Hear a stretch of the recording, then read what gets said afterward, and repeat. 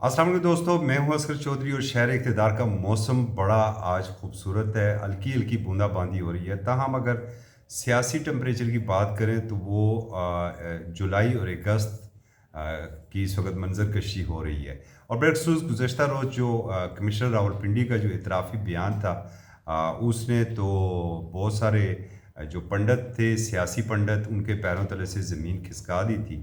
और फिर वज़ाहतें, तरदीदें और इजलास और दर इजलास चलते रहे। उसमें किस हद तक हक़ाइक़ थे। और एक डीएमजी ऑफ़िसर जो है, वो बिल्कुल जब वो अपने ओहदे से सबकदोश होने वाले हैं, कोई 1 महीने से भी कम वक़्त रह गया है, उनका ज़मीर किस तरह जागा, ये भी बड़ी तवज्जो तलब बात है। और जो उन्होंने बातें की हैं, वो कितनी अहम हैं, ये सबसे ज़्यादा ज़रूरी। एक इसके ऊपर थोड़ी-सी बात करेंगे। पाकिस्तान तहरीक-ए-इंसाफ को खैबर पख्तूनख्वा में एक बड़ी कामयाबी मिली है। और पंजाब में जिस तरह मरीम नवाज़ साहिबा के साथ लोग आ रहे हैं, शामिल हो रहे हैं, इसी तरीके से अली अमीन गंडापुर को इब्तदाई पहले ही रोज़ जब पार्लिमानी पार्टी का इजलास था, उन्हें कामयाबी मिली है और 2 उम्मीदवार उनके साथ शामिल हुए हैं। उन उम्मीदवार कौन से हैं, उनका तल्लुक कहाँ से है, इस हवाले से थोड़ा-सा आपको बताएँगे।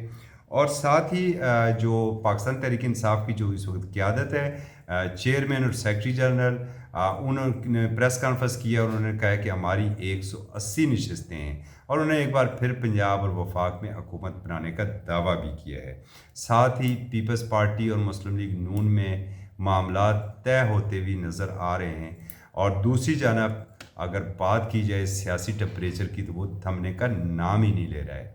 जो पाकिस्तान तहरीक इंसाफ ने हफ्ते के रोज़ मुल्क भर में एहतजाज की कॉल दी थी, और फिर वाकफ़ान हाल ने वो देखा कि वो कितना एक भरपूर एहतजाज था। और अगर हम सिर्फ शहर इक़्तिदार की बात करें, तो शहर इक़्तिदार में जो पाकिस्तान तहरीक इंसाफ के कारकुन थे, उन्होंने वो खौफ के तमाम बुतों को तोड़ते हुए वो सड़कों पर निकले और एक बड़ा पावर शो उन्होंने शहर इक़्तिदार में किया।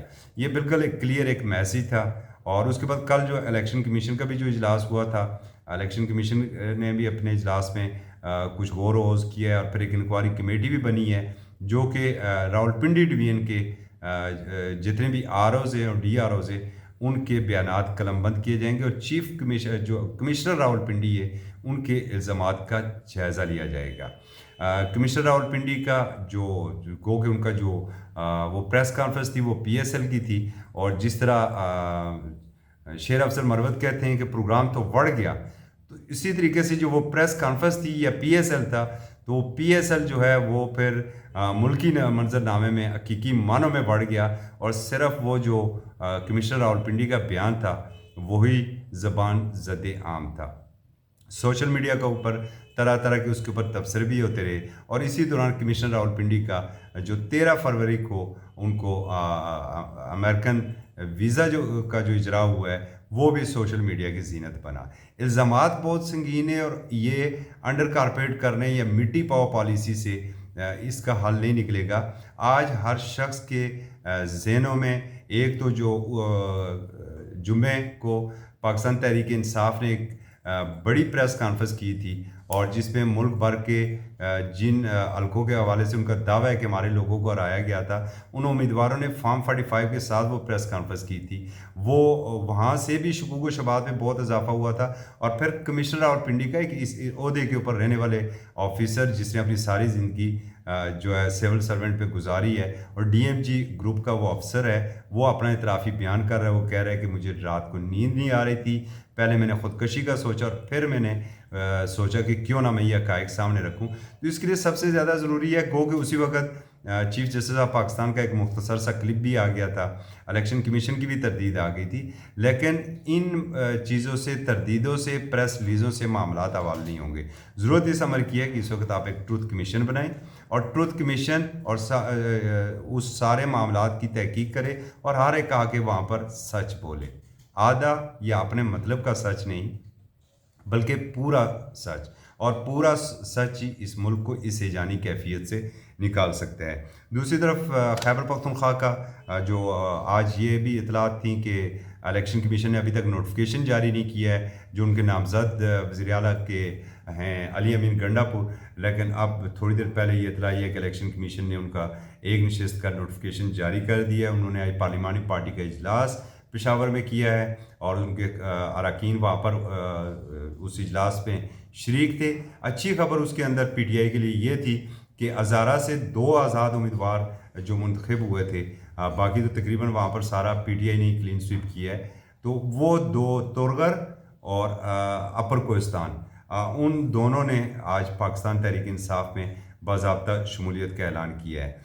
और अली अमीन गंडापुर बार बार ये कहते हैं कि जी हम अदारों का एहतराम करते हैं, हम आइन का एहतराम करते हैं और हम उसी के ज़ेर असर रह के अपनी ज़िम्मेदारियाँ अदा करेंगे। बड़ा दबंग अंदाज़ उन्होंने आजकल अपनाया हुआ है। और एक चीज़ जो बड़ी जो पॉजिटिव है वो ये है कि वो अपने हर बयान में एक बात कहते हैं कि हम किसी से टकराव नहीं चाहते। और इवन कि उन्होंने यहाँ तक भी कहा है कि अगर किसी को आप समझते हैं कि मामलात मेरी गिरफ़्तारी से हल हो सकते हैं तो मैं गिरफ़्तारी देने के लिए भी तैयार हूँ। दूसरी जानब चेयरमैन पीटीआई बैरिस्टर गौर और सेक्रेटरी जनरल उमर अयूब ने, जो नामज़द उम्मीदवार भी हैं प्राइम मिनिस्टर के, उन्होंने प्रेस कॉन्फ्रेंस किया और उन्होंने कहा है जी कि हमारी 180 नशस्तें हैं फॉर्म 45 के मुताबिक। और उन्होंने फिर ये मुतालबा किया है कि इसके ऊपर एक कमीशन बनना चाहिए। और हकीकी मानों में भी इस वक्त ज़रूरत एक बिल्कुल आज़ाद और ख़ुद मुख्तार कमीशन की है, वो दूसरा वाला कमीशन नहीं बल्कि हकीकी मानों में जो कमीशन हो, जो इस सारे मामले को इन्वेस्टिगेट भी करे ताकि मुल्क एजानी कैफियत से बाहर निकल सके। और जब से ये सूरत हाल थोड़ी सामने आई है, पाकिस्तान पीपल्स पार्टी और मुस्लिम लीग नून के मामलात भी सुलझाव की जानब जा रहे हैं। और दूसरी जानब जो मौलाना फजल रहमान के ताबड़तोड़ हमले थे, शायद उन्होंने भी इनको यकजा करने में अहम किरदार अदा किया है।